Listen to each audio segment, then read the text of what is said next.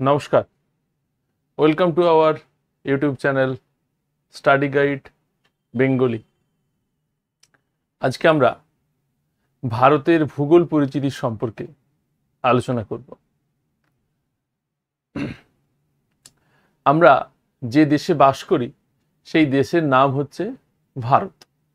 এবার আবার অনেকে এই দেশকে বিভিন্ন নামে ডেকে থাকে। তার মধ্যে যে নামগুলো সব থেকে বেশি পপুলার বা যে নামগুলোতে আমরা আমাদের দেশকে ডাকি সেই নামগুলো হচ্ছে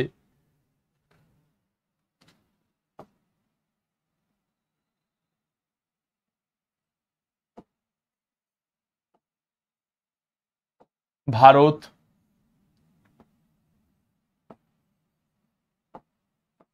ভারতবর্ষ,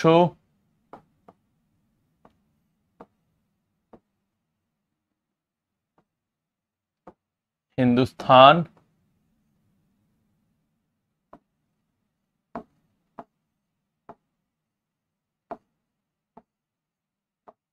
আরেকটা হলো ইন্ডিয়া।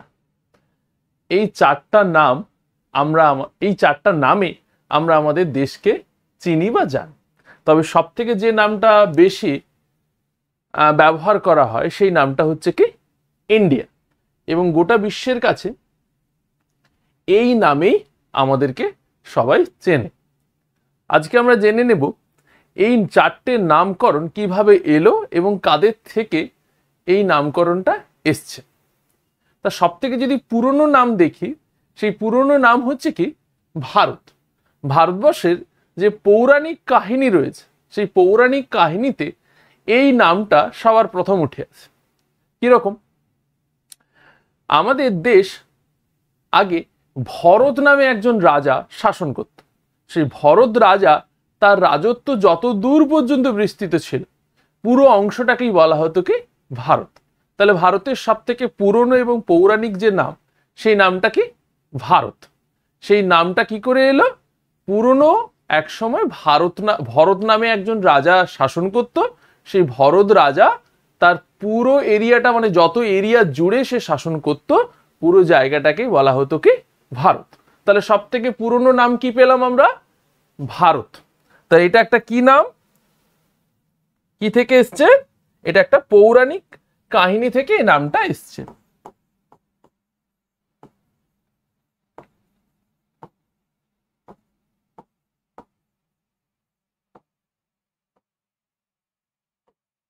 ক্লিয়ার? এর পরের যে নামটা, সেই নামটা হলো কি ভারতবর্ষ। আমরা এক্ষুনি দেখে নিলাম যে ভারত কি করে এসছে। তাহলে ভারতটা থাকছে, তাহলে এক্সট্রা কি যোগ হয়ে গেল?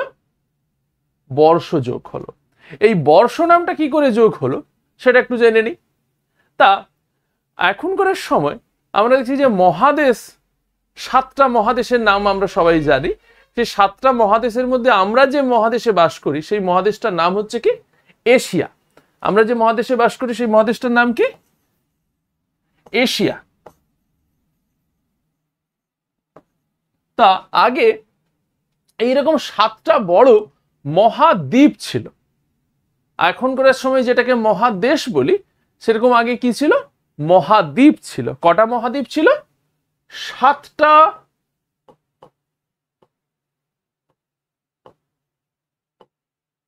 7টি মহাদ্বীপ ছিল। সেই 7টি মহাদ্বীপের মধ্যে আমরা যে মহাদ্বীপে বাস করতাম সেই মহাদ্বীপটার নাম হচ্ছে কি জম্বু মহাদ্বীপ।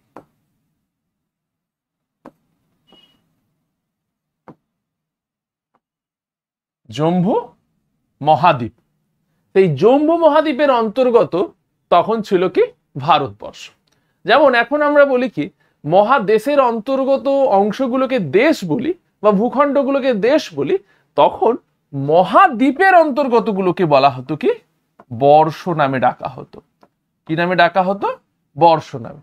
তাহলে মহাদ্বীপ ইকুয়াল টু মহাদেশ আর বর্ষ ইকুয়াল টু দেশ।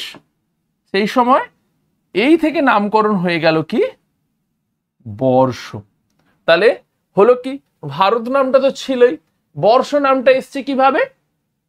এক কথা বললে কি বর্ষ বলতে দেশ, তাহলে জম্বু মহাদ্বীপের অন্তর্গত যে দেশ তাকে আমরা কি বলছি, বর্ষ বলছি। সেই থেকে হয়ে গেল কি ভারতবর্ষ। ক্লিয়ার? এবার আসছে কি হিন্দুস্থান। এই হিন্দুস্থান নামকরণের পেছনে একটু ছোট কাহিনী রয়েছে। যখন ভারতবর্ষের সম্পর্কে সবাই শুনেছে যে ভারতবর্ষ হচ্ছে প্রচুর পরিমাণে শস্য শ্যামলা এবং ভারতবর্ষের সমস্ত কিছু জিনিসের সুযোগ সুবিধা রয়েছে, তখন ইউরোপিয়ানরা ভাবলো যে ভারতবর্ষে একবার ঘুরে আসি বা ভারতবর্ষকে লুট করব। সব সময় সবাই ভারতবর্ষকে লুটের জন্যই এসছে এবং ভারতবর্ষের সমস্ত জিনিসকে লুট করে নিয়ে গিয়ে তারা নিজেদের কাছে নিয়ে যান। তাই এইরকম অবস্থায় প্রথম একটা গোষ্ঠী ভারতবর্ষে আসে, তাদের নাম হলো কি পারসিক। কি? পারসিক। তা পারসিকরা যখন ভারতবর্ষে আসে, আর ভারতবর্ষে আসে কোন দিক থেকে? পশ্চিম দিক থেকে। তোমরা একটু ম্যাপ দেখলে বুঝতে পারবে।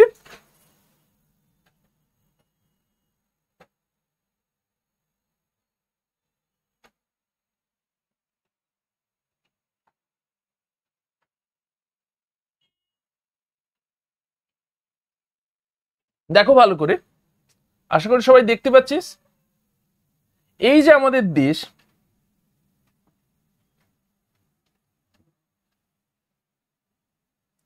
এই যে আমাদের দেশ, এই দেশটা পশ্চিম দিক, পূর্ব দিক, পশ্চিম, পূর্ব এবং দক্ষিণ, তিন দিক হচ্ছে জলভাগ দ্বারা বেষ্টিত। একমাত্র যদি খোলা দেখা যায় তা হচ্ছে কি এই দিকটা, মানে এই পশ্চিম দিকটা খোলা। তা ভারতবর্ষে আর এই দিকটা হচ্ছে কি হিমালয় পর্বত। তাহলে একে অতিক্রম করে কারোর পক্ষে আসা অসম্ভব, একে অতিক্রম করে কারোর পক্ষে আসা অসম্ভব। একটু আরেকটা ম্যাপ বের করে দেখছি ভারতবর্ষের।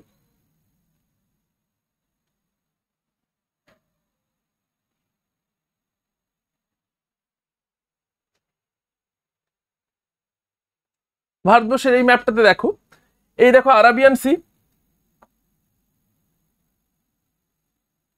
আরাবিয়ান সি, বে অফ বেঙ্গল, ইন্ডিয়ান ওশান। তাহলে এই তিন দিক থেকে ভারতবর্ষে কারোর আসা অসম্ভব। তা ভারতবর্ষের আর এই দিকটা হচ্ছে কি হিমালয় পর্বত। এই হিমালয় পর্বত অতিক্রম করেও ভারতবর্ষে আসা অসম্ভবের মতো। তাই এই যে চার দিক ভারতবর্ষে যে ভূপ্রাকৃতিক বেরিয়ার রয়েছে, সেই ভূপ্রাকৃতিক বেরিয়ারের মধ্যে এই যে দিকটা দেখতে পাচ্ছ, এই দিকটা হচ্ছে ভারতবর্ষে খোলা। তাহলে সবাই আসবে কোন দিক থেকে? অবভিয়াসলি এই দিক থেকে ভারতবর্ষে আসবে। তাই এরাও এসছিল এই দিক থেকে ভারতবর্ষে।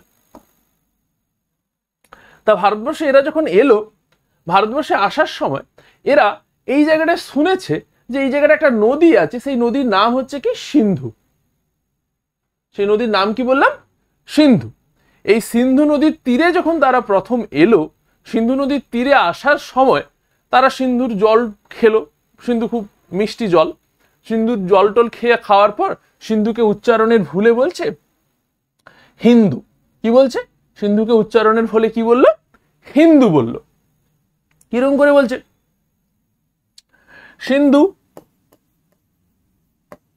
ইকুয়াল টু হয়ে গেল কি হিন্দু। তাহলে দন্তেশ্ব হয়ে গেল কি হ। তাহলে পারসিকরা এমন একটা জাতি যে জাতিটা দন্তেশ্বকে উচ্চারণ করে কার মতো? হ এর মতো। এবং এরা যে জায়গায় প্রথম যায়, সেই জায়গায় এরা নামের শেষে কি যোগ করে দেয়? স্থান যোগ করে দেয়। কি যোগ করে দেয়? স্থান যোগ করে দেয়। সেই জন্য হয়ে গেল কি হিন্দুস্থান। কি হয়ে গেল? হিন্দুস্থান। তাহলে এরকম দেখো হয়ে গেল কি হিন্দুস্তান। এই দেখো পাকিস্তান, আফগানিস্তান, তুর্কমেনিস্তান, কাজাকিস্তান, এই যে জায়গাগুলো, এই জায়গাগুলো হচ্ছে কি এদের এক্সপ্লোর করা, এদের এক্সপ্লোর করা। তাহলে হিন্দুস্থান নামকরণটা কারা দিয়েছে? পারসিকরা দিয়েছে। এবার পারসিকরা বাড়ি চলে গেল বা ফিরে চলে গেল, এক কথা বললে ফিরে চলে গেল। ফিরে যাওয়ার পর তারা গোটা বিশ্বের কাছে বলতে লাগলো যে ভারতবর্ষ সত্যিই খুব শস্য শ্যামলা এবং ভারতবর্ষের সমস্ত কিছু জিনিসের সুযোগ সুবিধা রয়েছে। এই যে কথা, এই কথা বলা সমেত সব যে সমস্ত বহির্বিশ্বের লোকরা ছিল তারা বলছে যে আমরাও তাহলে ভারত যাব। সেই যাতায়াত এর পরবর্তীকালে দেখতে পাবো গ্রিকদের দ্বারা। গ্রিকরা যখন ভারতবর্ষে আসে, ঠিক একই পথ ধরে যখন আসে, তারাও যখন এলো, তারা এসে কি করলো, ওই সিন্ধু নদীর তীরে আবার এলো। সিন্ধু নদীর তীরে এসে তারা সিন্ধুকে বা ইন্দাসকে উচ্চারণের ভুলে বলল কি ইন্দোই।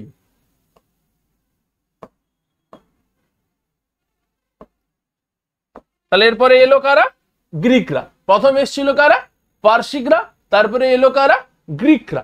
গ্রিকরা কি উচ্চারণ করলো, ইন্দোই উচ্চারণ করলো। এই ইন্দোই থেকে পরবর্তীকালে আমাদের দেশের নামকরণ হলো কি ইন্ডিয়া। কি নামকরণ হলো, ইন্ডিয়া। তাহলে ভারতবর্ষের যদি নাম বলা যায় কটা নাম, পূর্ব নাম হচ্ছে 4টে, বা পূর্ব নাম বলাটা ভুল, ভারতবর্ষকে আমরা 4টা নামে চিনি। তার মধ্যে সব থেকে পুরনো নাম হচ্ছে ভারত। ভারত নামটা এসছে কি ভরত রাজার নাম অনুসারে। তারপরে বর্ষ নামটা কি করে এলো, বর্ষ বলতে কি বোঝায়, এখনকার সময় যেটাকে আমরা মহাদেশ বলি, তখন সেটাকে কি বলা হতো, মহাদ্বীপ। এই মহাদ্বীপের অন্তর্গত দেশগুলোকে বা ভূখণ্ডগুলোকে কি বলা হতো, বর্ষ বলা হতো। সেইখান থেকেই এলো কি ভারতবর্ষ। ভারতবর্ষ তাহলে কোন মহাদ্বীপের অন্তর্গত, জম্বু মহাদ্বীপ। আশা করবো এই জিনিসটা সম্পর্কে সবাই বুঝতে পেরেছিস বা বুঝতে পেরেছেন। হয়তো অনেকে রয়েছে আমার থেকে ছোট বা অনেকে রয়েছেন আমার থেকে বড়, তাহলে সবাই একটু মেনে নেবে। আচ্ছা, থার্ড কি, হিন্দুস্তান। হিন্দুস্তান নামটা কি রকম, হিন্দুস্তান নামটা এসছে কিভাবে, এক কথায় বললে কি, পার্সিকরা প্রথম যখন ভারতে আসে, তারাই সিন্ধু নদীর তীরে এলো, সিন্ধু নদীর তীরে সিন্ধুকে উচ্চারণের ভুলে করলো কি হিন্দু, এবং তারা যে নামে যেখানে যায় সেই নামের শেষে কি যোগ করে দেয়, স্থান। এই থেকে হয়ে গেল কি Hindustan, Pakistan, Afghanistan, Turkmenistan, Kazakhstan, etcetera etcetera. আর শেষ কি, শেষ হলো কি ইন্ডিয়া, যে নামটা গোটা পৃথিবীর কাছে আমাদের পরিচিতি লাভ। সেই নামটা করেছে কারা, বা সেই নামটার পরিচিতি দিয়েছে কারা, গ্রিকরা। তারা যখন সিন্ধু নদীর তীরে এলো, তারা উচ্চারণের ভুলে কি করলো, ইন্দোই নাম বললো। এই ইন্দোই থেকে নামকরণ হয়েছে কি ইন্ডিয়ার নামকরণ হয়েছে। এবার আমরা ভারতের তো পূর্ব নাম সম্পর্কে একটু জানলাম, পূর্ব নাম বা ভারতবর্ষে কি কি নাম রয়েছে সেটা সম্পর্কে জানলাম। এবার ভারতবর্ষ সম্পর্কে একটু আমরা জানবো। আচ্ছা,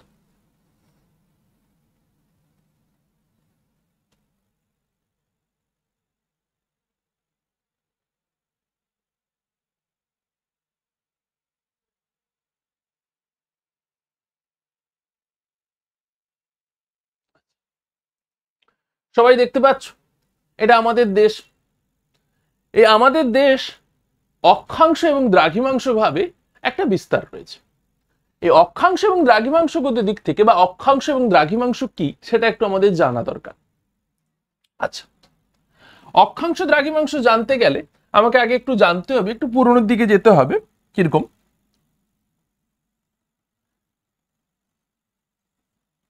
এই দেখতে পাচ্ছ এটা একটা, যদি আমি বলি পৃথিবীকেই যদি ধরে নেই, পৃথিবীর এই যে দিকটা, এই দিকটা হচ্ছে কি উত্তর দিক। কোন দিক, উত্তর দিক। এই দিকটা হচ্ছে কি দক্ষিণ দিক। এই দিকটা হচ্ছে কি পূর্ব দিক। এই দিকটা হচ্ছে কি পশ্চিম দিক। তাহলে এই যে দিক সম্পর্কে আমরা একটু জানলাম, বা নিজেকেও যদি আমি জাস্টিফাই করে নেই, এই দেখো আমি হাত এরকম করছি, আমার মাথা হচ্ছে কি উত্তর দিক, দেখো মাথা হচ্ছে কি উত্তর দিক, পা হচ্ছে কি দক্ষিণ দিক, ডান হাত হচ্ছে পূর্ব দিক, বাঁ হাত হচ্ছে পশ্চিম দিক। তাহলে উত্তর, দক্ষিণ, পূর্ব, পশ্চিম, এই যে দিক, এই দিক সম্পর্কে যদি জানা যায়, তাহলে আমি অক্ষাংশ এবং দ্রাঘিমাংশ সম্পর্কে জানতে পারবো। দেখো এই যে দিকটা রয়েছে পূর্ব থেকে পশ্চিম, এই যে দিক, এই দিক বরাবর যে রেখা টানা হয় সেই রেখাকে বলা হয় কি অক্ষরেখা। কি বলা হয়, অক্ষরেখা।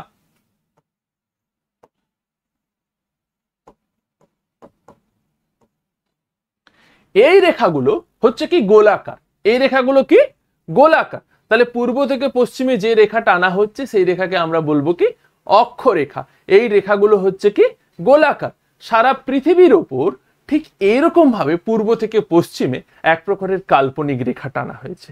সেই কাল্পনিক রেখাকে বলা হয় কি অক্ষরেখা। এই অক্ষরেখাকে ইংরেজিতে বলা হয় ল্যাটিটিউড। কি বলা হয়? ল্যাটিটিউড। হিন্দিতে একে বলা হয় কি লেটে থাকা বা শুয়ে থাকা। তাহলে যে রেখা পৃথিবীর ওপর শুয়ে থাকে, এক কথা বলতে শুয়ে থাকা, তাহলে কি পূর্ব থেকে পশ্চিমে যে রেখা পৃথিবীর ওপর শুয়ে থাকে তাকে আমরা বলবো কি অক্ষরেখা। আর এই রেখা দেখো দুটো গোলার্ধকে আলাদা করছে, এটা একটা গোলার্ধ, এটা একটা গোলার্ধ। এই গোলার্ধকে বলা হয় কি উত্তর গোলার্ধ, আর এই গোলার্ধকে বলা হয় কি দক্ষিণ গোলার্ধ। তাহলে অক্ষরেখা কোন কোন গোলার্ধকে আলাদা করে? উত্তর গোলার্ধ আর দক্ষিণ গোলার্ধ। যদি তুমি ভেবে নাও এটা একটা লেবু, লেবুকে যদি মাঝখান বরাবর কেটে দাও তাহলে কি এরকম একটা খণ্ড পেয়ে যাব? এই একটা খণ্ড পাবো, এই একটা খণ্ড পাবো। তাহলে এই খণ্ডটা হচ্ছে কি উত্তর গোলার্ধ আর এই খণ্ডটা হচ্ছে কি দক্ষিণ গোলার্ধ। তাহলে পেয়ে গেলাম। এবার জানবো কি দ্রাঘিমা রেখা কি? সেম একই জিনিস। এবার করব কি উত্তর থেকে দক্ষিণে টেনে দেব। এই রেখাগুলো হচ্ছে কি অর্ধবৃত্তাকার। এই রেখাগুলো কি অর্ধবৃত্তাকার। তাহলে কি উত্তর থেকে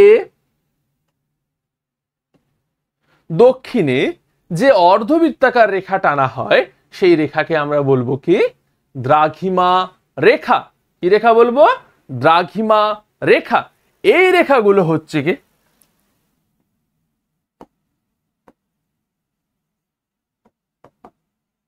ইংরেজিতে বলা হয় লঙ্গিটিউড। তাহলে সেটা ছিল ল্যাটিটিউড। ল্যাটি মানে কি শুয়ে থাকা, লেটে থাকা হিন্দিতে। আর যদি বলা হয় দ্রাঘিমা রেখা, লঙ্গিটিউড মানে লং ভাবে থাকা, লম্বা ভাবে থাকা। তাহলে যে রেখা লম্বা ভাবে আছে তাকে আমরা বলবো দ্রাঘিমা রেখা, যে রেখা শুয়ে আছে সেই রেখাকে আমরা বলবো কি অক্ষরেখা। ক্লিয়ার? এই রেখা হচ্ছে দুটো গোলার্ধকে আবার আলাদা করছে, একটা হচ্ছে পূর্ব গোলার্ধ আর একটা হচ্ছে পশ্চিম গোলার্ধ। বাহ! তাহলে অক্ষরেখা উত্তর দক্ষিণ গোলার্ধকে আলাদা করে, দ্রাঘিমা রেখা পূর্ব এবং পশ্চিম গোলার্ধকে আলাদা করে। এবং ভারতের ঠিক এইরকম ভাবে ভারত হচ্ছে গোটা পৃথিবীর ম্যাপ যদি দেখা যায়, একটু ভালো করে দেখো, এই যে ম্যাপটা দেখছি, এইখান থেকে হচ্ছে কি নিরক্ষরেখা টানা হয়েছে আর এইখান থেকে হচ্ছে কি দ্রাঘিমা রেখা, 0 ডিগ্রি দ্রাঘিমা রেখা টানা হয়েছে। এর হিসাবে যদি দেখি তাহলে এটা কি উত্তর, এটা দক্ষিণ, পূর্ব, পশ্চিম। এই হিসাবে যদি দেখি তাহলে ভারতবর্ষ কোন দিকে অবস্থিত? উত্তর পূর্ব গোলার্ধে। তাহলে ভারত কোন গোলার্ধে অবস্থিত? উত্তর পূর্ব গোলার্ধে অবস্থিত। ক্লিয়ার? চল একটু দেখে নেই। ভারতবর্ষের অক্ষাংশগত বিস্তার হচ্ছে কি 8 ডিগ্রি 4 মিনিট থেকে 37 ডিগ্রি 6 মিনিট। কত? তাহলে 8 ডিগ্রি 4 মিনিট থেকে 37 ডিগ্রি 6 মিনিট। এই যে অবস্থাটা দেখছো এটা হচ্ছে কি 8 ডিগ্রি 4 মিনিট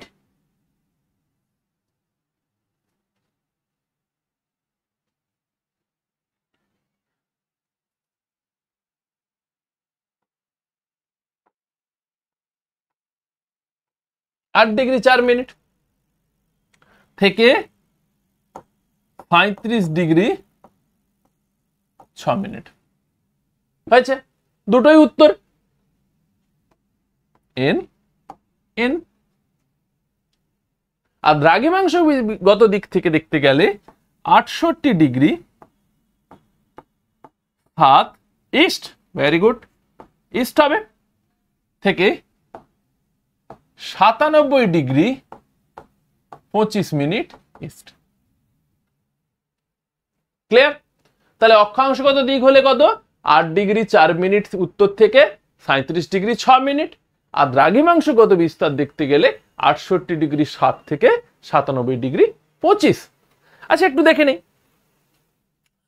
এই দুটোর মধ্যে যদি অন্তর্ফল দেখি, এটা আর এটা, এর মধ্যে অন্তর্ফল 37 ডিগ্রি 6 মিনিট নর্থ থেকে 8 ডিগ্রি 4 মিনিট নর্থ যদি বিয়োগ করি তাহলে 2 মিনিটস হচ্ছে 29 ডিগ্রি হচ্ছে। এটাও যদি দেখি 97°25' ইস্ট থেকে 68°7' ইস্ট যদি বিয়োগ করি তাহলে হয়ে যাচ্ছে কত? 18' ইস্ট, ইস্ট বলা দরকার নেই, 29°। তাহলে অ্যাপ্রক্সিমেট যদি দেখা যায় দুটোই অক্ষাংশ এবং দ্রাঘিমাংশগত বিস্তারের মধ্যে যে অক্ষাংশ এবং দ্রাঘিমাংশগত যে বিস্তার সেটা অ্যাপ্রক্সিমেট হচ্ছে 29°+। তাহলে হবে কত? প্রায় 30° বা 29° বেশি। যেরকম প্রশ্ন পড়বে ঠিক সেরকম উত্তর দেবে। তাহলে অক্ষাংশ এবং দ্রাঘিমাংশগত বিস্তার যদি বলা হয় কত? 29°, যদি অপশন থাকে 29°, 30° অপশন থাকলে 30°। ঠিক আছে, এবার আমরা একটু জেনে নেব পূর্বতম, পশ্চিমতম, উত্তরতম এবং দক্ষিণতম বিন্দুর নাম। এই যে পূর্বতম বিন্দু দেখছি এর নাম হচ্ছে কি? কিবিথু। কি নাম? কিবিথু। এটা হচ্ছে অরুণাচল প্রদেশ, এপি বলে লিখলাম, অরুণাচল প্রদেশের কিবিথু। এপি মানে তাহলে কি বললাম? অরুণাচল প্রদেশ। আবার অন্ধ্রপ্রদেশ বলে দিলে হবে না। এবার আসি পশ্চিমতম। পশ্চিমতম হচ্ছে, এটা হচ্ছে কি? গুজরাট। গুজরাটের গুহার মতি। ঠিক আছে, তাহলে পশ্চিমতম কি? গুহার মতি। এবার আসছি উত্তরতম। উত্তরতম বিন্দু হচ্ছে কি? ইন্দিরা কল। এবং এই যে অংশটা দেখছি এটা হচ্ছে কি? মূল ভূখণ্ড। এই মূল ভূখণ্ডের দক্ষিণতম বিন্দুর নাম হচ্ছে কি? কন্যাকুমারিকা অন্তরীপ।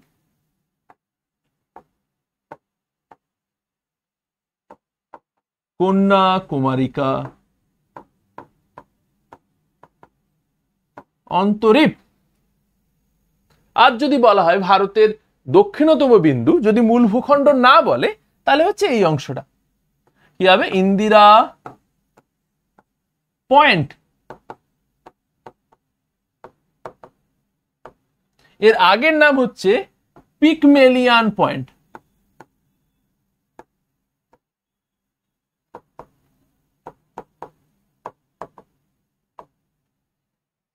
তাহলে ভারতের উত্তরতম বিন্দু পেলাম ইন্দিরা কল, ভারতের মূল ভূখণ্ডের দক্ষিণতম বিন্দু পেলাম কন্যাকুমারিকা অন্তরীপ, ভারতের দক্ষিণতম বিন্দু পেলাম ইন্দিরা পয়েন্ট, যাকে নাম কি নামে ডাকা হয়? পিগমেলিয়ান পয়েন্ট। পূর্বতম বিন্দু পেলাম কিবিথু। কোন রাজ্য? অরুণাচল প্রদেশ। ভারতের পশ্চিমতম বিন্দু হচ্ছে কি? গুজরাটের গুহার মতি। এবার ভারতের যে স্থল সীমানা রয়েছে, সীমানা বলতে কি? কোন একটা দেশের সাথে যখন সে সংযুক্তি রক্ষা করে সেই স্থল সীমানা হচ্ছে কত? 15,200 কিমি স্থল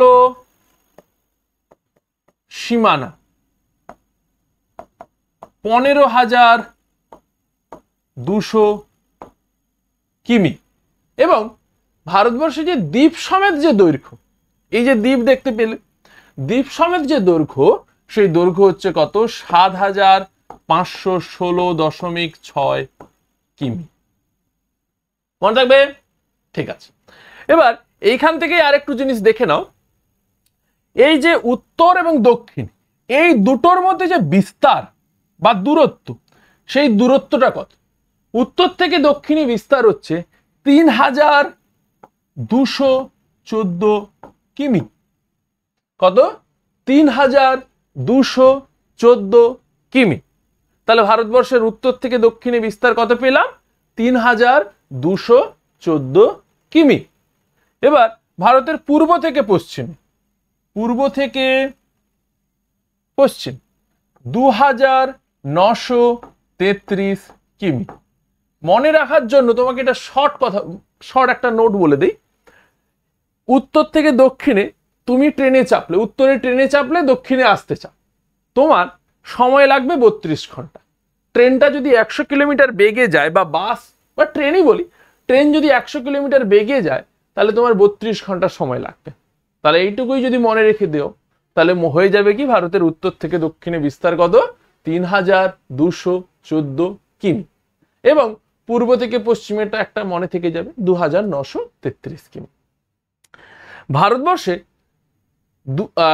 যদি বর্তমানে দেখা যায় রাজ্য এবং কেন্দ্রশাসিত অঞ্চলের সংখ্যা হচ্ছে 28টা রাজ্য এবং 8টা কেন্দ্রশাসিত অঞ্চল রয়েছে। কটা রাজ্য রয়েছে? 28টি রাজ্য ও 8টি কেন্দ্র শাসিত অঞ্চল আছে। ক্লিয়ার? এবার কি জানবো? ভারতবর্ষের প্রমাণ দ্রাঘিমা। ভারতবর্ষের প্রমাণ দ্রাঘিমা হচ্ছে 82 ডিগ্রি 30 মিনিট। 82 ডিগ্রি 30 মিনিট পূর্ব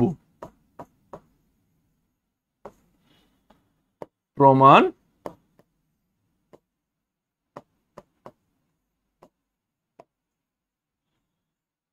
তাহলে ভারতবর্ষের প্রমাণ দ্রাঘিমা কত? 82 ডিগ্রি 30 মিনিট পূর্ব, যা অবস্থিত হচ্ছে এলাহাবাদের উপর থেকে প্রবাহিত হয়েছে। এবার প্রমাণ দ্রাঘিমা বলতে কি? এই যে ভারতবর্ষের যে উত্তর দক্ষিণ এবং পূর্ব পশ্চিমে যে বিস্তার দেখলাম, সেটা হচ্ছে কত ডিগ্রি? 30 ডিগ্রি। তা আমরা যদি একটু জানি, পুরনো যদি একটু পড়া একটু রিকল করি, আশা করি সবারই মনে রয়েছে, 1 ডিগ্রি দ্রাঘিমার পার্থক্যে সময়ের পার্থক্য হয় 4 মিনিট। আমরা ছোট থেকে সবাই পড়েছি 1 ডিগ্রি দ্রাঘিমার পার্থক্যে সময়ের পার্থক্য হয়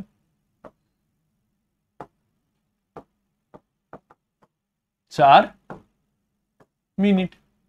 অ্যাপ্রক্সিমেট বললাম 30 ডিগ্রি দুটোর মধ্যে ব্যবধান। তাহলে 30 ডিগ্রির জন্য হবে তাহলে 30 ইন্টু 4 কত হচ্ছে? 120 মিনিট। যদি দেখা যায় 2 ঘন্টা, তাহলে ভারতের পূর্ব এবং পশ্চিমের মধ্যে সময়ের পার্থক্য প্রায় 2 ঘন্টা, যা হওয়াটা খুব চিন্তার বিষয়। তাহলে ভারতবর্ষের সময় কি পূর্বে যদি কেউ থাকে আর পশ্চিমে যদি কেউ থাকে, তাদের দুজনের মধ্যে কি সময়ের পার্থক্য 2 ঘন্টা হয়? না, 2 ঘন্টা না। একে দূর করার জন্য যে কোনো দেশ তার মাঝ থেকে যদি দেখা যায়, তার মাঝ থেকে একটা দ্রাঘিমা টানে। যেই দ্রাঘিমা কি করে? সমস্ত দেশের সময়কে এক করে দেয়। সেরকম ভারতের মাঝখান থেকে যে দ্রাঘিমা টানা হয়েছে, সেই দ্রাঘিমা হচ্ছে কি? প্রমাণ দ্রাঘিমা। সেই দ্রাঘিমার মান কত পেয়েছি? 82 ডিগ্রি 30 মিনিট। একটু ভালো করে দেখে নাও। পেয়েছিলাম কত? 68 ডিগ্রি। আর ধরছি আর কি 97 ডিগ্রি এই পাশে। দুটোকে যদি যোগ করি, 8 সাথে 15, 5 হাতে রইল 1, 9 6 15, 1 16, তাহলে 165 ডিগ্রি হচ্ছে। একে যদি 2 দিয়ে ভাগ করি, 2 আসছে 16, 2 দুগুণে 4, 82 ডিগ্রি 1 মিনিট পড়ে রয়েছে, মানে 1 ডিগ্রি পড়ে রয়েছে। 1 ডিগ্রি সমান 60 মিনিট। একে যদি 2 দিয়ে ভাগ করি, তাহলে কত হচ্ছে? 30। পেয়ে গেছি। তাহলে 82 ডিগ্রি 30 মিনিট ভারতের। তাহলে প্রমাণ দ্রাঘিমা পেয়ে গেলাম কত? 82 ডিগ্রি 30 মিনিট। আশা করি বুঝতে পেরেছ। আর এই যে 82 ডিগ্রি 30 মিনিট, এটা টানা হয়েছে কার উপর থেকে? এলাহাবাদের উপর থেকে। এরকম প্রমাণ দ্রাঘিমা যুক্ত সব থেকে বেশি যে দেশ রয়েছে, সেই দেশের নাম হচ্ছে কি? ফ্রান্স। সব থেকে বেশি তাহলে প্রমাণ দ্রাঘিমা রয়েছে কোন দেশের? ফ্রান্সের।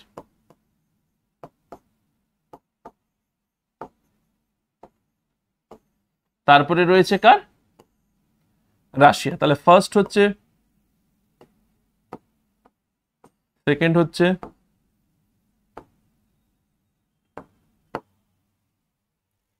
ক্লিয়ার? আচ্ছা,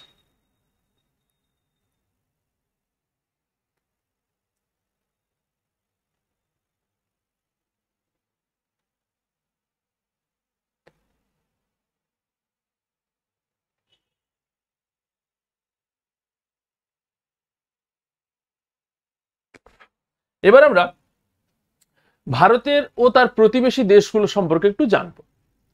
ভারতের যে সমস্ত প্রতিবেশী দেশ, এই যে দেশটা দেখতে পাচ্ছ এটা হচ্ছে কি নেপাল।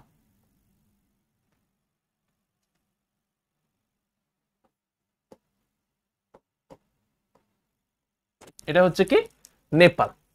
এই যে অংশটা দেখছো এটা হচ্ছে কি ভুটান। এই যে অংশটা দেখছো এটা হচ্ছে কি বাংলাদেশ। এটা দেখছো মায়ানমার। এটা হচ্ছে শ্রীলঙ্কা। এখানে মালদ্বীপ আছে সারাউন্ডিং এই জায়গাটায়। পাকিস্তান, যারা খেতে পায় না। এটা হচ্ছে আফগানিস্তান।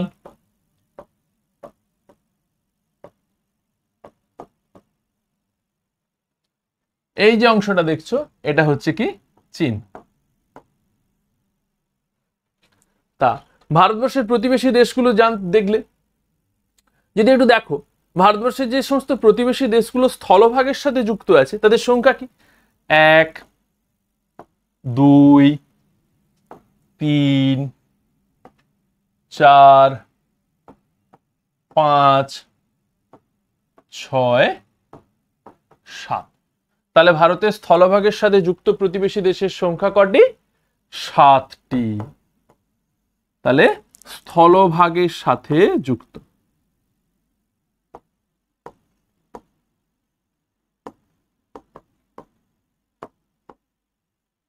তাহলে স্থলভাগের সাথে যুক্ত কে? কটি রাজ্য, কটি দেশ? 7টি।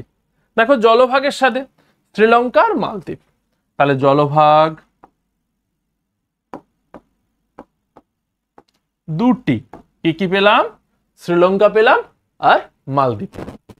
তাহলে মোট প্রতিবেশী দেশ কটা? 9টা। তার মধ্যে 7টা হচ্ছে কি স্থলভাগের সাথে আর 2টো হচ্ছে কি জলভাগের সাথে। সব থেকে যে দীর্ঘতম সীমারেখা, এই যে প্রতিবেশী দেশগুলো পেলাম, এর মধ্যে সব থেকে যে দীর্ঘতম সীমারেখা রয়েছে সেই দেশটার নাম হচ্ছে বাংলাদেশ। কোন দেশের সাথে রয়েছে? এই যে দেশটা দেখতে পাচ্ছ বাংলাদেশ। এই যে অংশটা দেখছো এটা হচ্ছে ভারতের সাথে সব থেকে দীর্ঘতম সীমারেখা বহন করে। দেশটার নাম কি পেলাম? বাংলাদেশ। বাংলাদেশের সাথে ভারতের করে রেখেছে 4096 কিমি। ভারতবর্ষ এবং বাংলাদেশের মধ্যে যে সীমারেখা রয়েছে সেই সীমারেখাটা কত কিলোমিটারের? 4096 কিলোমিটারের। ক্ষুদ্রতম যে সীমারেখা রয়েছে সেটা রয়েছে কার সাথে? আফগানিস্তানের সাথে। কার সাথে রয়েছে? আফগানিস্তানের সাথে রয়েছে 106 কিমি। তাহলে ক্ষুদ্রতম রইল আফগানিস্তানের সাথে আর বৃহত্তম রইল বাংলাদেশের সাথে। তাহলে বৃহত্তম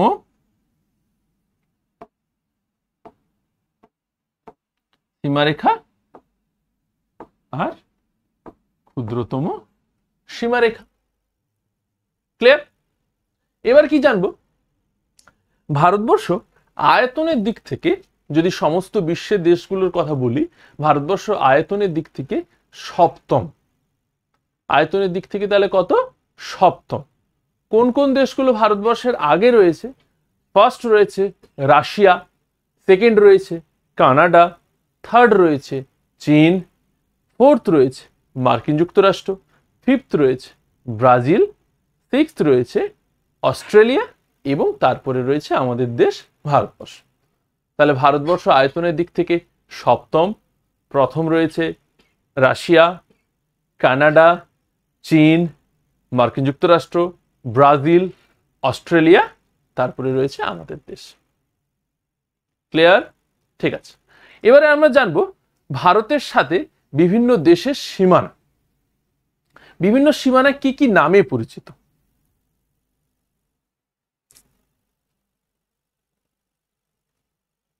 আবার একটু ম্যাপটা নিয়ে নিই।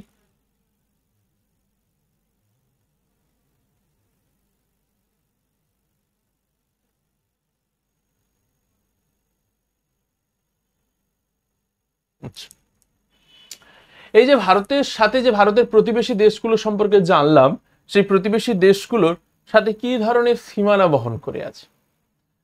ফার্স্ট জানি পাকিস্তানের সাথে।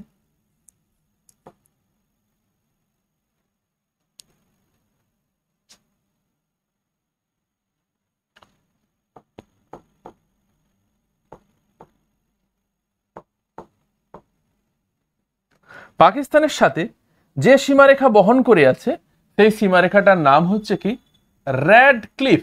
কি সীমারেখা? Red cliff. কি সীমারেখা রয়েছে তাহলে পাকিস্তানের সাথে ভারতের? Red cliff. রেড ক্লিফ ছাড়াও ভারতের সাথে পাকিস্তানের সীমানা রয়েছে কি এল ও সি। কি নামে? এল ও সি, লাইন অফ কন্ট্রোল। তাহলে ভারত পাকিস্তানের মধ্যে সীমারেখা কি পেলাম? রেড ক্লিফ পেলাম।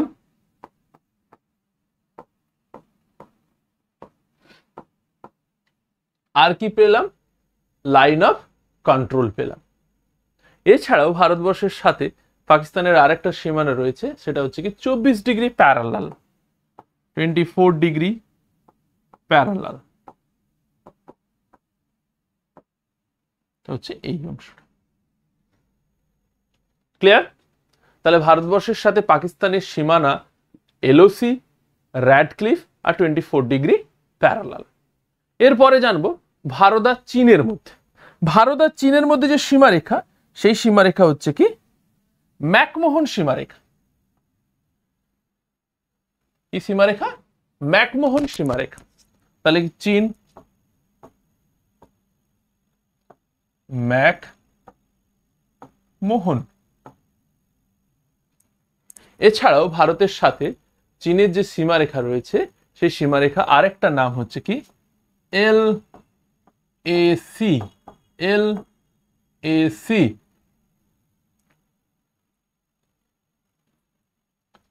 লাইন অফ অ্যাকচুয়াল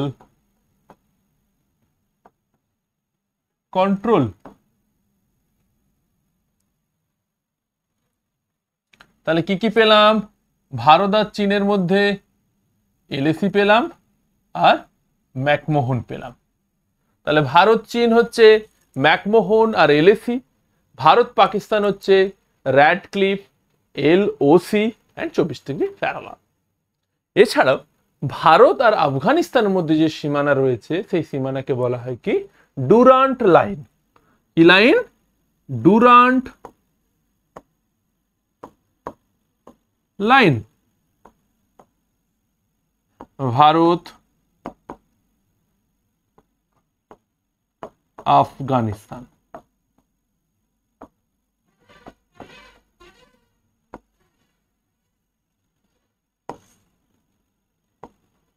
ভারত আর আফগানিস্তান। এবার ভারত আর আফগানিস্তান যে বলা হচ্ছে, পাকিস্তান আর আফগানিস্তানের মধ্যেও সেই সীমানা লক্ষ্য করা যায়। কারণ দেখতে পাচ্ছি যে আমরা আগে পাকিস্তান বলে কোনো কিছু দেশ ছিল না। তখন কি ছিল? পাকিস্তান আমাদের দেশেরই অন্তর্গত ছিল, বাংলাদেশ বলেও কোনো দেশ ছিল না, সে আমারই অন্তর্গত ছিল। সেই ভারত, পাকিস্তান এবং বাংলাদেশ সব অখণ্ডই ছিল। তখন আফগানিস্তান কি হয়েছে? আমাদের দেশ থেকে আলাদা হয়ে যায়। আফগানিস্তান তার আলাদা অংশ ছিল। আফগানিস্তান যখন আলাদা হয় তখন ভারত এবং আফগানিস্তানের মধ্যে সীমারেখা টানা হয়ে গেছে কি ডুরান্ট লাইন। যদি এখন বর্তমানে দেখা যায়, এই যে আফগানিস্তান, সে হচ্ছে পাকিস্তানের সাথে একটা সীমানা বহন করে রেখেছে। এই সীমানাটার নাম হচ্ছে কি ডুরান্ট লাইন। তা যদি পরীক্ষায় পাকিস্তান আর আফগানিস্তানের অপশন থাকে তো তুমি সেটা দিতে পারো, দুটোই উত্তর হবে। তাহলে ভারত আফগানিস্তান আর পাকিস্তান আফগানিস্তান, যেটা দেবে সেটাই ঠিক। এছাড়া কি দেখতে পাচ্ছি, ভারত আর বাংলাদেশের মধ্যে যে সীমানা রয়েছে এই সীমানাটাও হচ্ছে কি রেড ক্লিফ লাইন।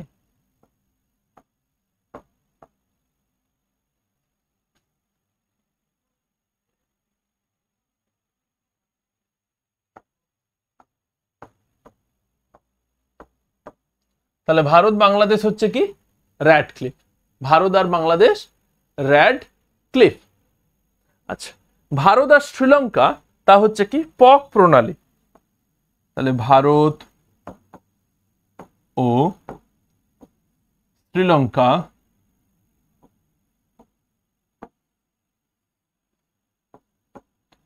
পক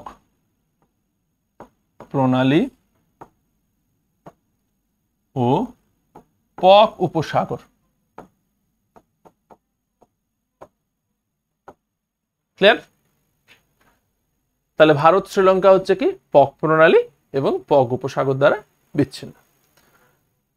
বর্তমান সময়ে আমাদের যে প্রতিবেশী দেশগুলো রয়েছে সেই প্রতিবেশী দেশগুলোর সাথে আমাদের বিভিন্ন ক্ষেত্রে দেখা যায় সম্পর্ক কোনো কোনো ক্ষেত্রে খুব ভালো হয়, আবার কোনো কোনো ক্ষেত্রে সম্পর্ক মোটেও ভালো না।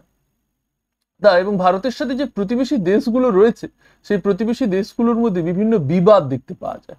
সেই বিবাদগুলোর মধ্যে যেমন ভারত আর বাংলাদেশের মধ্যে যদি দেখা যায় তিস্তা নদী নিয়ে জল বিবাদ দেখা যায়। এছাড়াও তিস্তা নদী ছাড়া তিস্তা নদী সুন্দরবন যে ডেল্টা রয়েছে বা বদ্বীপ রয়েছে সেই বদ্বীপ নিয়েও বিবাদ দেখা যায়। 3 বিঘা করিডোর বলে একটা জায়গা রয়েছে কোচবিহারের কাছে, সেই 3 বিঘা করিডোর নিয়েও দ্বন্দ্ব দেখা যায় বা বিবাদ দেখা যায়। এছাড়াও নিমুর দ্বীপ নিয়েও বিবাদ দেখা যায়। তা এইগুলো থেকে বর্তমান সময়ে প্রশ্ন পড়ে এবং ভারত বাংলাদেশের মধ্যে কি কি বিবাদ দেখা যায়, ভারত চীনের মধ্যে কি কি বিবাদ দেখা যায়, ভারত পাকিস্তানের মধ্যে কি কি বিবাদ দেখা যায়। তা আমরা এখনই জেনে নিলাম কি ভারত বাংলাদেশের মধ্যে কি কি বিবাদ দেখতে পাবো আমরা। তিস্তা নদীর জল বিবাদ, সুন্দরবন বদ্বীপের বিবাদ, 3 বিঘা করিডোরের বিবাদ, নিউমুর দ্বীপ নিয়ে বিবাদ, এটসেট্রা এটসেট্রা। ভারত ও চীনের মধ্যে যে বিবাদ দেখা যায় সেই বিবাদ হচ্ছে কি ব্রহ্মপুত্র নদী নিয়ে বিবাদ। কি নিয়ে? ব্রহ্মপুত্র নদী নিয়ে বিবাদ। এছাড়াও দেখা যায় প্যাংগং হ্রদ বলে একটা জায়গা রয়েছে। প্যাংগং হ্রদ, এই যে জায়গাটা দেখতে পাচ্ছ, এই যে জায়গাটায়, এটা প্যাংগং হ্রদ নিয়েও ভারত ও চীনের মধ্যে বিবাদ দেখা যায়। তাই এই প্যাংগং হ্রদ নিয়ে যদি কোনো সেপারেট ভিডিও চাও তোমরা কমেন্ট করো। কমেন্ট করলে, যদি সবাই মিলে কমেন্ট করো, তাহলে এই নিয়ে একটা বিস্তারিত ভিডিও করা যাবে। এছাড়াও আমাদের রয়েছে ভারত এবং পাকিস্তান। ভারত পাকিস্তানের মধ্যেও বিবাদ দেখতে পাওয়া যায়। ভারত পাকিস্তানের মধ্যে যে বিবাদ সেটা হচ্ছে কি সিন্ধু নদী বিবাদ, সিয়াচেন হিমবাহ বিবাদ, এটসেট্রা এটসেট্রা। এবার আমাদের দেশের যে সব থেকে যে কি বলা যায় সব থেকে খুব মিত্র দেশ বলা হয় নেপালকে আর ভুটানকে। এই নেপালের সাথেও আমাদের মধ্যে বিবাদ দেখা যায়। এই নেপালের সাথে আমাদের যে বিবাদ সেই বিবাদ হচ্ছে কি কালাপানি বিবাদ। কি বিবাদ? কালাপানি বিবাদ, সুগলি সন্ধি বিবাদ, এটসেট্রা এটসেট্রা।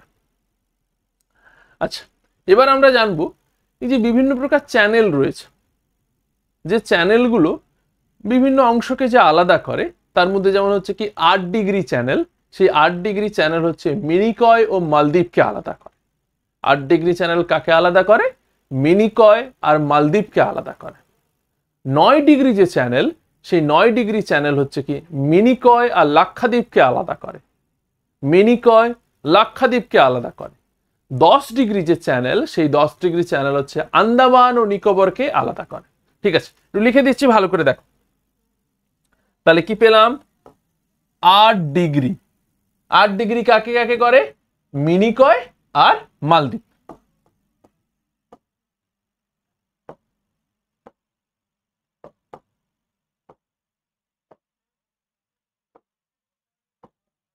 পরে পেলাম কি 9 ডিগ্রি। 9 ডিগ্রি পেলাম। 9 ডিগ্রি কি করে? মিনিকয় আর লাক্ষাদ্বীপকে আলাদা করে।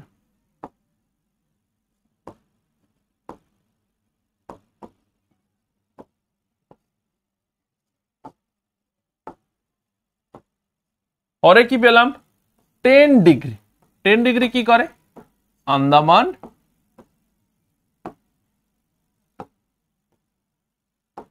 ও নিকোবরকে আলাদা করে। তাহলে 8 ডিগ্রি মিনিকয় মালদ্বীপ, 9 ডিগ্রি মিনিকয় লাক্ষাদ্বীপ, 10 ডিগ্রি আন্দামান ও নিকোবরকে আলাদা করে। এবার আমরা একটু জেনে নেব ভারতবর্ষের যে রাজ্যগুলো, সেই রাজ্যগুলো আজকে যে রাজ্যগুলোকে আমরা 28টা রাজ্য এবং 8টা কেন্দ্রশাসিত অঞ্চলে দেখছি, সেই 28টা রাজ্য এবং 8টা কেন্দ্রশাসিত অঞ্চল কিন্তু সহজে আসেনি।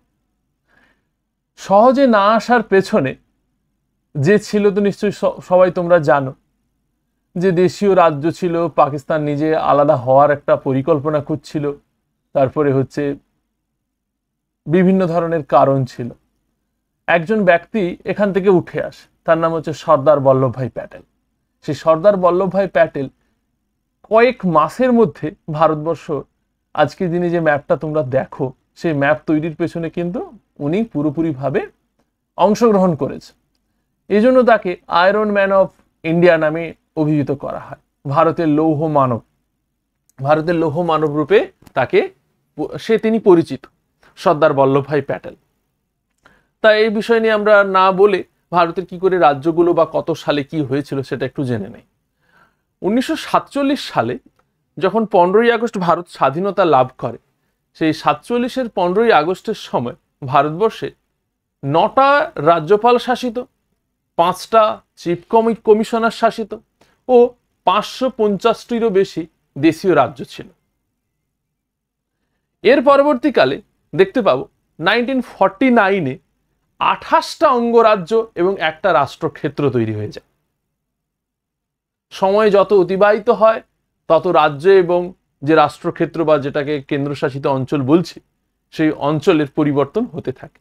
এবং ভারতবর্ষের সাথে এই 1947-এর কিছু আগে বা পর থেকে ভারতবর্ষের বিভিন্ন রাজ্য, দেশীয় রাজ্যগুলো তারা সংযুক্তি হওয়ার প্রস্তাব দেয় বা সংযুক্তিকরণ করা হয়। এর পরবর্তীকালে দেখব 1953 সাল যখন আসে, ভারতবর্ষে ভাষার ভিত্তিতে একটা তুমুল বিরোধ দেখা যায়। সেই বিরোধটা হয় কোথায়? অন্ধ্রপ্রদেশ। অন্ধ্রপ্রদেশে যিনি বিবাদ করেছিলেন তার নাম হচ্ছে কি পট্টভি শ্রীরামালু। পট্টভি শ্রীরামালু তিনি বললেন কি, তেলেগু ভাষার উপর ভিত্তি করে একটা তাকে নিজস্ব রাজ্য গড়ে তুলে দিতে হবে। সেই রাজ্যের নাম হবে কি? অন্ধ্রপ্রদেশ। তাহলে ভারতবর্ষের প্রথম ভাষার ভিত্তিতে গড়ে ওঠা রাজ্যের নাম কি পেলাম? অন্ধ্রপ্রদেশ। সে রাজ্য গড়ে উঠল কবে? 1953-তে। এর পরবর্তীকালে যখন দেশে এরকম রাজ্য নিয়ে যখন পরিস্থিতি হচ্ছে ভাষার ভিত্তিতে, তখন ভারতবর্ষের আজ যে সমস্ত দেশ রাজ্যগুলো ছিল, সেই রাজ্যগুলো তো বিভিন্ন ভাষা কথা বলে, তারা করলো কি, তারাও আন্দোলন শুরু করলো। তারপরে 1956-এ গিয়ে 1956-এর 1 নভেম্বর গিয়ে রাজ্যগুলোকে পুনর্গঠন করার একটা চিন্তাধারা করা হয়। সেই পুনর্গঠন করার ফলে ভারতবর্ষ হয়ে গেল কি 14টা রাজ্যপাল শাসিত ও 6টা কেন্দ্র শাসিত অঞ্চলের সৃষ্টি হয়ে যায়। তাহলে কি পেলাম? 14টা রাজ্যপাল শাসিত এবং 6টা কেন্দ্র শাসিত অঞ্চলের সৃষ্টি হয়ে গেল। হতে হতে 1975-এ এসে আমরা দেখতে পাবো যে সিকিমকে সে একটা কি বলা যায় রাজতন্ত্র থেকে একটা দেশের তকমা পেয়েছে 1975-এ। সিকিমের রাজা করলো কি না, আমি ভারতের সাথে অন্তর্ভুক্ত হব। সেভাবে দেখতে পাবো সিকিম ভারতের সাথে সংযুক্ত হয় 1975 সালে। খুব ইম্পর্ট্যান্ট একটা জিনিস, এই সিকিমকে নিয়ে যদি তোমরা সেপারেট ভিডিও চাও তোমরা কমেন্ট করো। সিকিম খুব ইন্টারেস্টিং ভাবে ভারতের সাথে সংযুক্তি হয়েছিল, এই নিয়ে আমরা একটা সেপারেট ভিডিও করতে পারি। এর পরবর্তীকালে দেখবো 2014 সালে তেলেঙ্গানা নামক একটা রাজ্য নতুনভাবে স্বীকৃতি লাভ করে। একেই আমরা ভারতবর্ষের নবীনতম রাজ্য বলি এবং তেলেঙ্গানা রাজ্যের জন্মও এভাবে মানে একটা এর অনুসারে হয়েছিল। 2014 সালে ভারতের নবীনতম রাজ্য তেলেঙ্গানার জন্ম হলো। আচ্ছা, পরে আমরা দেখব যে ভারতবর্ষের একবারে শেষ দিকে চলে এসেছি, ভারতবর্ষ পরিচিতি শেষ পর্যায়ে এসে আমরা দেখব যে ভারতবর্ষের আয়তন গত দিক থেকে ভারতবর্ষের যে রাজ্য, সেই রাজ্যের মধ্যে বৃহত্তম যে রাজ্য, সেই রাজ্য হচ্ছে কি রাজস্থান। তাহলে যদি কোশ্চেন পড়ে যে ভারতবর্ষের বৃহত্তম রাজ্যের নাম কি, আয়তনের দিক থেকে যদি বলে তুমি বলবে কি রাজস্থানকে প্রেফার করবে বা রাজস্থান সঠিক উত্তরটা বলবে। ক্ষুদ্রতম রাজ্য যে, সেই ক্ষুদ্রতম রাজ্যের নাম হচ্ছে কি গোয়া। তাহলে যদি কোশ্চেন পড়ে বা প্রশ্ন পড়ে যে ভারতের আয়তনের দিক থেকে বৃহত্তম রাজ্য কি? তুমি বলবে কি রাজস্থান। আর যদি বলা হয় ক্ষুদ্রতম রাজ্য কি, তাহলে তুমি বলবে কি গোয়া বলবে। যদি কেন্দ্রশাসিত অঞ্চলের কথা বলে 2019 সালের ডাটা অনুযায়ী কেন্দ্রশাসিত অঞ্চল সব থেকে বৃহত্তম হচ্ছে কি লাদাখ। কি বলবে? লাদাখ। এবং ক্ষুদ্রতম যদি বলে তাহলে বলবে কি লাক্ষাদ্বীপ। আর এই লাক্ষাদ্বীপ জনসংখ্যার দিক থেকেও কিন্তু ভারতের ক্ষুদ্রতম অঞ্চল বা ক্ষুদ্রতম কেন্দ্রশাসিত অঞ্চল। আর জনসংখ্যার দিক থেকে যদি ভারতবর্ষে বলা হয় বৃহত্তম রাজ্য কি ইউপি বলবে, আর জনবিরল বা ক্ষুদ্রতম যদি বলা হয় তাহলে তুমি বলবে কি সিকিম বলবে। কি বলবে? সিকিম বলবে। এছাড়াও যদি বলা হয় কেন্দ্রশাসিত অঞ্চলগুলোর মধ্যে বৃহত্তম জনসংখ্যাযুক্ত যদি বলা হয় তাহলে তুমি বলবে কি দিল্লি। কি বলবে? দিল্লি। আচ্ছা, ভারতবর্ষের যদি বলা হয় এই যে আয়তন এবং জনসংখ্যা এই দুটো যে হলো, এই দুটোর পর আমরা ভারতবর্ষের একেবারে শেষের দিকে চলে এসেছি। ভারতবর্ষের শেষে এর পরবর্তী যে ক্লাসগুলো, এই পরবর্তী ক্লাসগুলোতে আমরা দেখব যে ভারতবর্ষের ভূপ্রকৃতি সম্পর্কে আলোচনা হবে, ভারতবর্ষের নদী এবং গোটা ভারতবর্ষের যে স্ট্রাকচারাইজ যে পরীক্ষায় যে পড়ে যে প্রশ্নগুলো, সেই বিষয়গুলো নিয়ে আমরা আলোচনা করব। আশা করি তোমাদের ক্লাসটা ভালো লেগেছে। আজকে ক্লাসটা এতটাই, পরবর্তী ক্লাসে আবার দেখা হবে। নমস্কার।